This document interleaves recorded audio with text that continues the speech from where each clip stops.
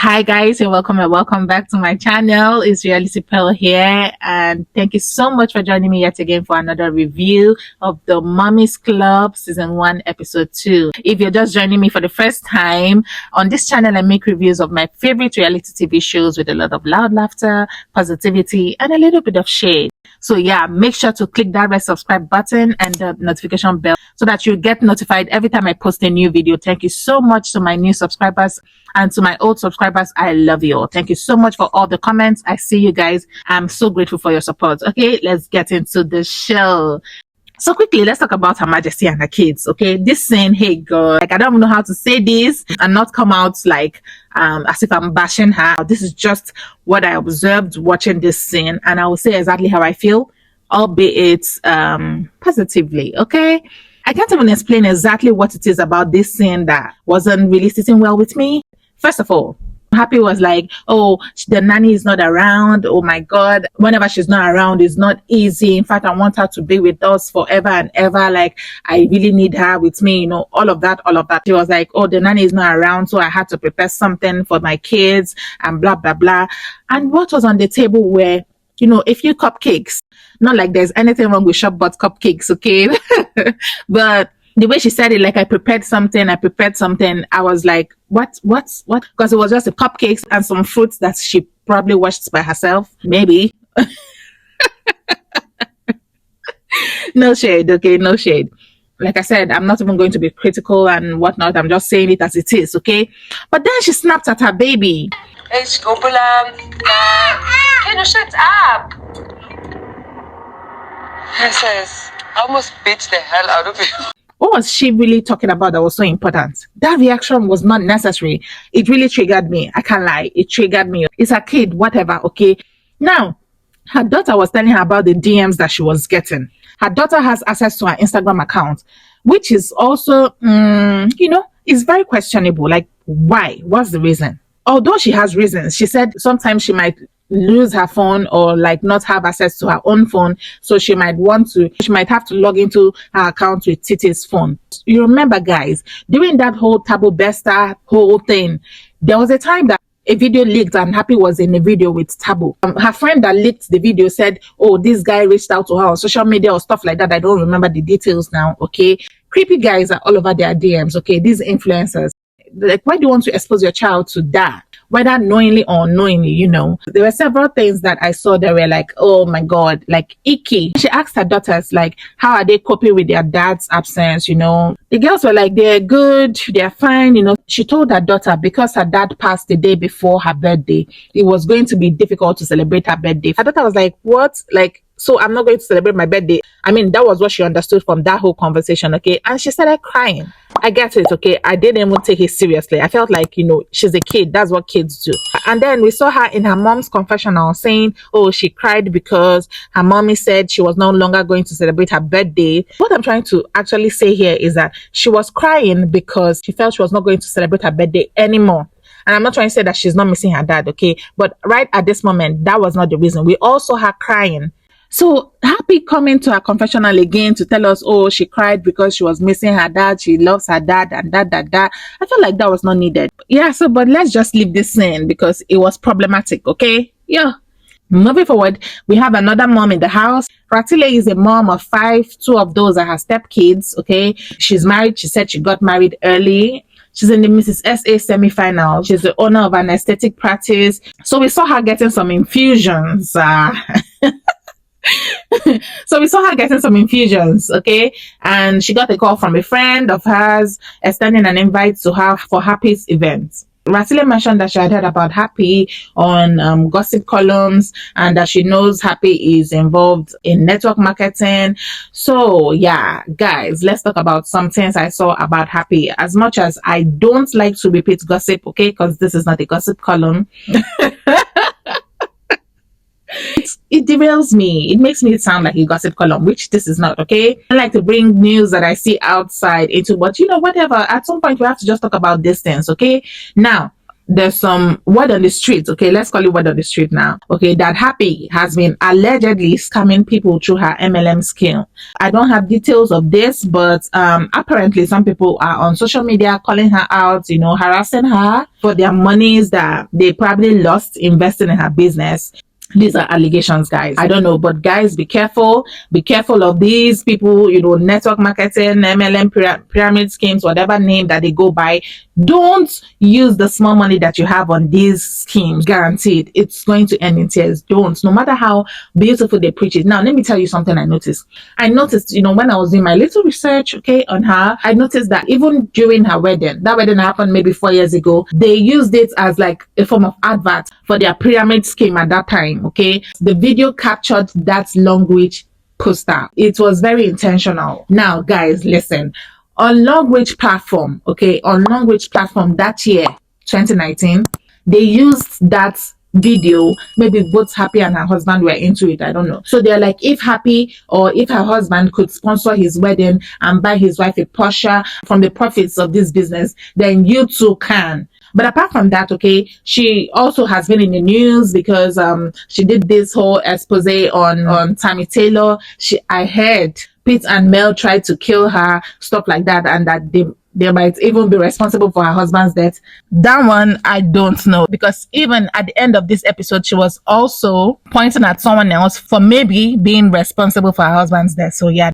Moving forward, Ratile went for the event. Okay, we didn't see that event, but Ratile sounded like she was also deceived about the venue. She said she was told that the venue was in Santon, but she had to drive down to Brakpan. I would liken it to saying someone inviting you to Lekki, but then you find yourself driving to Lakwe. I don't know. I don't know if that makes any sense. Okay. Happy invited Ratile to her house to get to know themselves after the whole event and whatever. Happy mentioned that she was in the Miss SA competition last year, but then her hubby died. And this was after Ratile mentioned that she was a semi-finalist in Mrs. South Africa. Obviously, this is like a big deal in South Africa. Nigerians can't relate, okay? Husband passed away in a car accident. 2 seconds later. You said you lost your husband. Yeah. And then in her confessional, she was like, a widow dresses a certain way in her culture, but Happy is looking banging in a mini skirt. Kind of insinuating that maybe Happy is not mourning or stuff like that. I feel like it's something that we have all noticed. We can only think those things. Is it really wise to say it? There are just some things that you just see and look away. And this is one of them.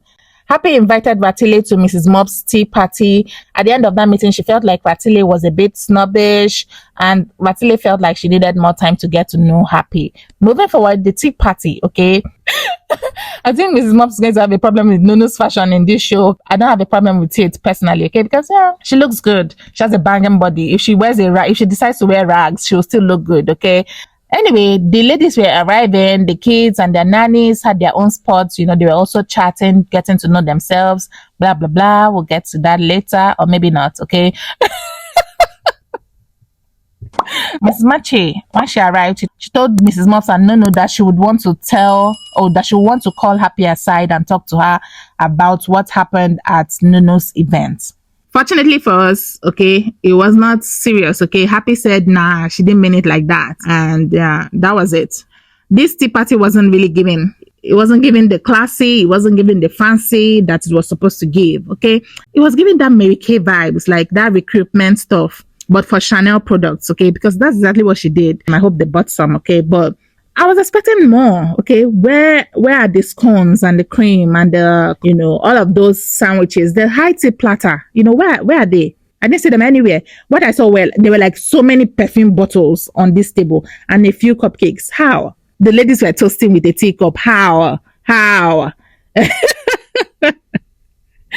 does that? Miss Mobs, I expected a lot more. And that rumpled tablecloth, I was almost going to reach into my screen and snatch it away from under you guys. It was scratching my eyes, I won't lie, okay? Moving forward, Her Majesty. I forgot that I said I would be calling her Her Majesty. Anyway, Happy invited Nunu out, and Ratile also joined them later.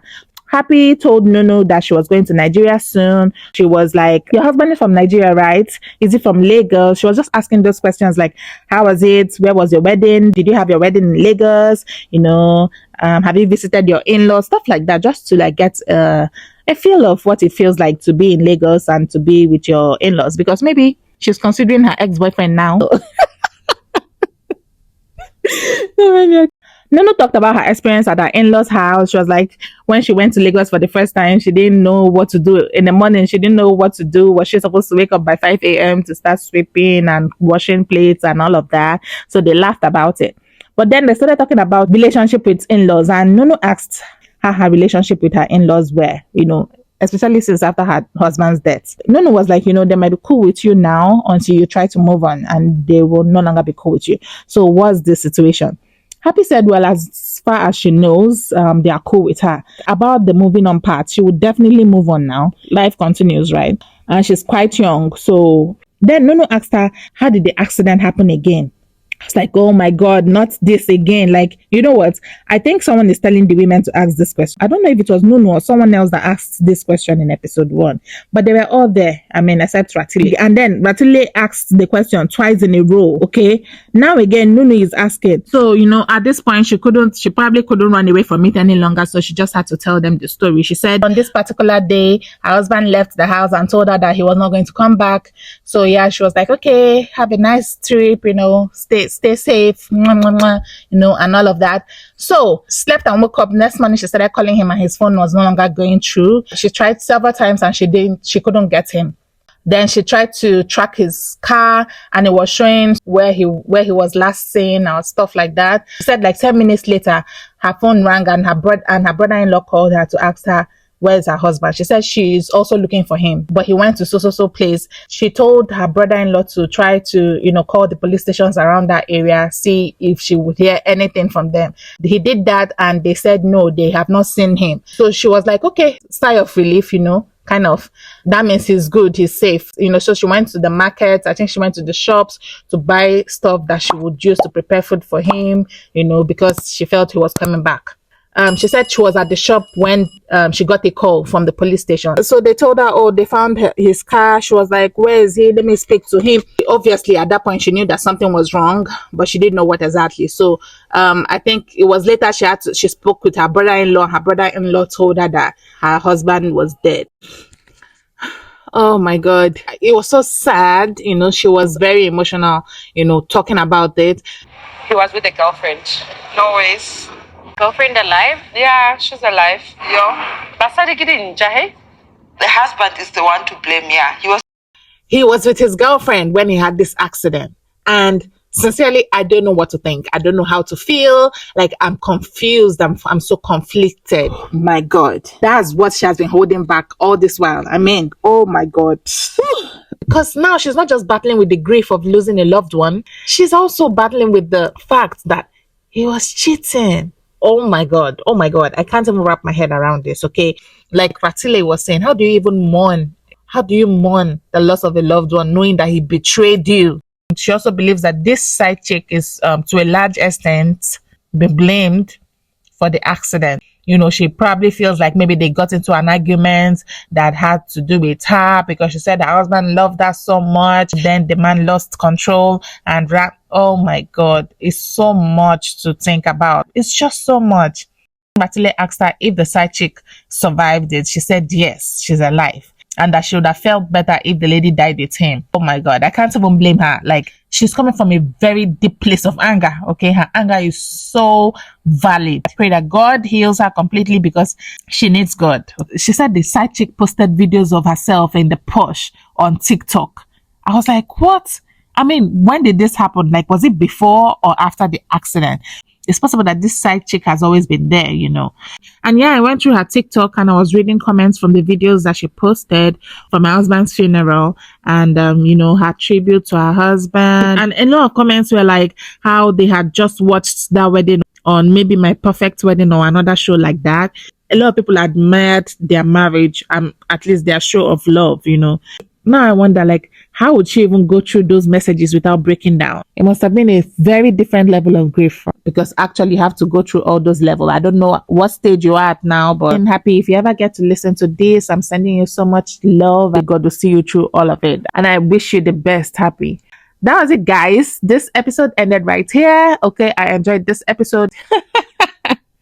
It's per usual now. I think that from next episode the drama is going to start piling on. So I can't even wait for the next episode. I was thinking that in this episode it was going to be Miss Manche and Happy, but Happy kind of dodged it. Happy was like, no, not today.